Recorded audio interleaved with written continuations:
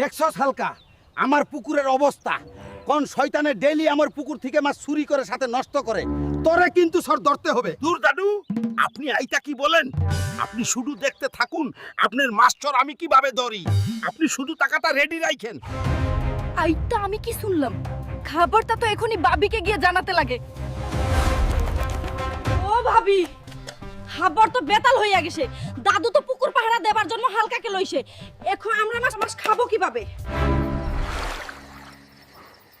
এই যে নিয়ে এলাম অক্সিজেন ট্যাং। ভাবি দেখুন, আশেপাশে তো মনে হয় কেউ নেই। চলুন শিগগিরই জালটা ফেলে মাছ মেরে সৎকে পড়ি। এই যে দৌড়ে ফেললাম ভাবি। এখন কি হবে? খেলা তো হবে সকালে। দাদু, আই নাও তোমার মাস্টার, এখন আমার টাকা দেও। টাকা? কিসের টাকা? আরে এই দুই ভাবি